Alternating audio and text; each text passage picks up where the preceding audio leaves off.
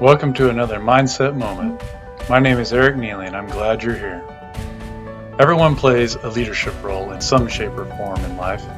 Some are more prominent and well known, such as presidents, dictators, and professional sports coaches. Regularly, we see leaders every day as our bosses, teachers, and parents. More hidden and sometimes unrecognized, however, is the leader between our ears. Everyone is their own leader and has decisions to make every day that will impact their life, either for the better or for the worse. The decisions that we make are influenced by what we permit to come into our minds. If you permit negativity, you will promote negativity. Likewise, if you permit positivity, you will promote positivity. So what kind of leader are you? There have been many great leaders that truly believed in the message that they had to give. Leaders like Abraham Lincoln, Martin Luther King Jr., and Mother Teresa are just a few that devoted their lives to their message. These leaders did not permit the negative influences around them to impede what they were promoting. Just think how different our world would be today if they had caved to the pressures around them. It would be unrecognizable. And this is just 3 examples of amazing leaders of our past. These people were great examples of the Bible verse in Romans 6:12. Therefore, do not let sin reign in your mortal body, so that you obey its lusts. Great leaders like these have discipline and self-control, which keeps them from falling into the lusts all around them. A true leader is a tough position to hold. As the Bible states in Hebrews 13:7, there are 3 virtues that a leader must portray. It reads, "Remember those who lead you, who spoke the word of God to you, and considering the result of their conduct, imitate their faith." The first virtue seen here is a leader must lead. Second, the leader must teach. And third, the leader must live their everyday life in the way in which they are leading and teaching. In other words, a leader's instructions must be reflected in his or her character. The third is obviously the hard part of leadership. It is what separates the average leaders from the great leaders.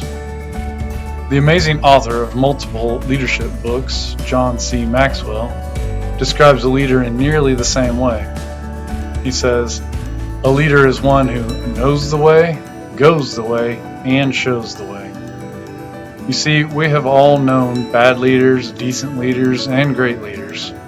The bad leaders only know how to take command and tell people what to do. Virtue number 1. The decent leaders can also take command and teach well. They have a good understanding of what they are teaching to others and really can be a very good leader. The problem is, if this leader doesn't take control of his own life, his character will inevitably bleed through into his teaching. And finally, the great leaders are the ones who live what they preach. They walk the walk and talk the talk. These leaders have great discipline and possibly even believe in their mission so much that they would give up their life for it. There have been many leaders like this in world history, and many like it are alive today. If you're a parent, give yourself some credit. You count as a great leader because you are willing to give your life for your children. Of course, there are areas we can improve upon, and a great leader is always learning and striving to do better. Even the greatest leaders have room for improvement. So what kind of leader are you? Even if you're not in a prominent leadership position, you still have the task of leading yourself. And whether you're trying to or not, there is always someone looking up to you. So are you choosing the right leaders to follow so that you can make good of your own life? Take an assessment of the leaders in your life. Remember that your leaders are not just people you encounter in the flesh. The content you take in is leading you as well. Quite often the content we take in is more influential than anything else in life because it's always on. Lastly, what you permit into your mind, you will promote out of your mind.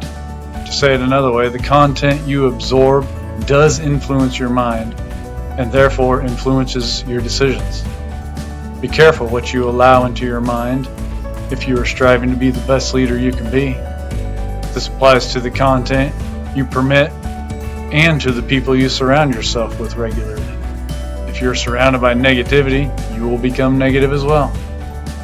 So try this. Write down the simple little saying, what you permit, you promote.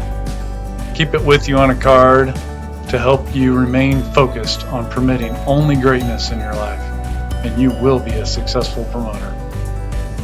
I want to thank you for listening. If you find the Mindset Moment valuable, please like, share, and subscribe, and be sure to join the Mindset Moment Facebook group. There you can start a conversation about how you related to one of the topics. If you have a topic you want to hear about, share it with the group. Thank you again for being here, and remember, keep investing wisely in the most important thing in life, yourself.